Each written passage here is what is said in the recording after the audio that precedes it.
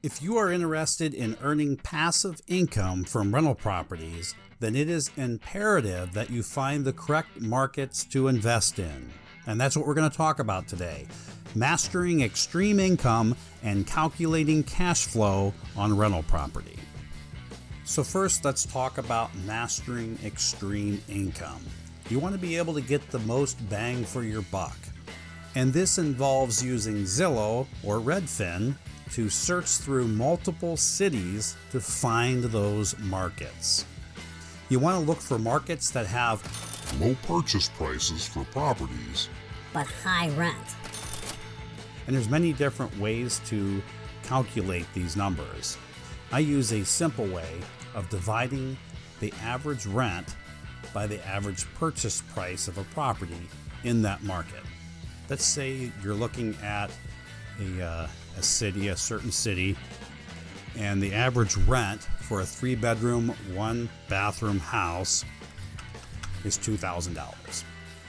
Now let's say that the price to purchase a 3-bedroom, 1-bath house in this market is $200,000. And then that's going to include your rehab investment as well. So divide that $2,000 rent by your total investment. That would be the purchase price of the property plus any rehab expenses to get that property ready to rent. So we'll say that's $200,000. You divide that and see you get this figure 0.01. You want this number to be as high as possible.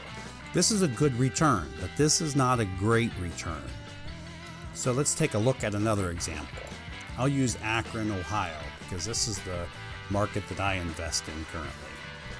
In Akron, a 3-bedroom, 1-bath house rents for about $1,000. You can find some really cheap properties in Akron. This is why I love this city so much. And it doesn't take a whole lot to rehab them. You can buy properties easily for 30, 40 grand. So let's say your total initial investment, purchase price of the property plus the rehab, was 50 grand. So we'll divide that $1,000 rent by $50,000 purchase price and rehab, and we come up with 0.02. This is 2 times the return of our previous example. Remember, you want this number to be as high as possible. Now let's talk about calculating cash flow on rental property. This is how much income the property actually makes, or how much income this property is creating. In order to get this number, you have to take the rent and subtract all of the expenses for that property. This includes property tax, insurance, repairs, maintenance, capital expenses, vacancy rate, utilities, and your debt service if you have that. This property that we're coming up on here, I purchased this property in 2018 for $17,000. I put $4 grand into it. I did the rehab myself. This was actually my 3rd property that I purchased. So my total initial investment was $21,000. This property rents for $700 a month. Now, before we calculate our cash flow here, let's go back to our first example for a moment. This property rents for $700 a month. We're going to divide that by the total initial investment, which is 21 grand, and we have a 0.03 number over here. So this is 3 times the return of our first example that we talked about. And I want to repeat that for emphasis. 3 times the return for this property. And as I've already said, you want this number to be as high as possible. Now, if you're a younger person and you're watching this video, then you've got plenty of time. It doesn't matter as much for you to get that high of a return. You've got plenty of time to slowly get up to financial freedom, one property at a time. But for those of us like myself that started late in life, I didn't start investing until I was 45 years old. Those of us that started late want to have as high of a return as possible in order to get to financial freedom so that we can retire. And that's what this video is all about. So I just want to make that point perfectly clear, that this is how you master extreme income, by getting as high of a return as you possibly can on your property. Now let's go back to our cash flow example. My rent at this property is $700. The property taxes are $55 a month, and the insurance is $52 a month.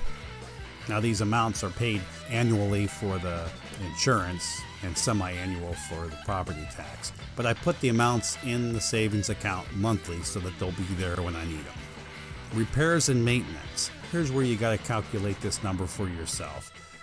People use different numbers. I use 5% of the income, so mine's $35. Some people may put more in or even less, depending on what your risk level is, what you can afford, how much money you have saved up already.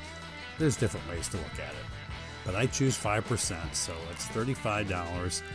And then you have your capital expenses. These are expenses that will happen in the future. Maybe you need to replace a roof, a furnace, something larger in a property. You want to make sure that you have money in the savings account for that.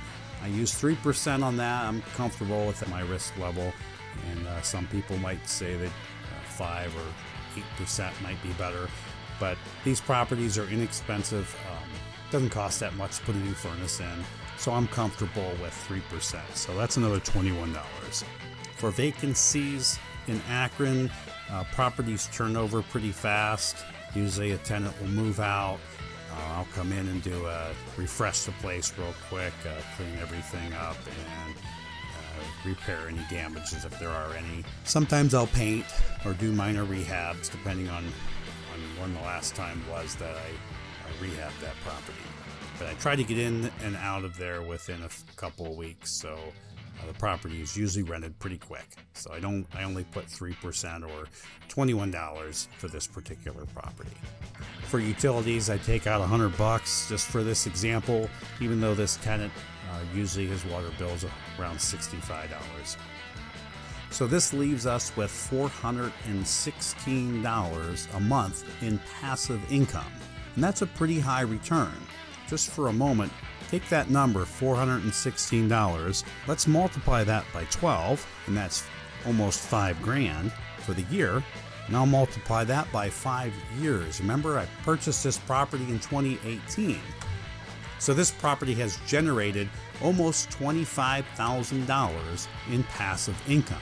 It has paid for itself, and it has become what is called an infinite return. And just what is an infinite return? This video right here explains what that is.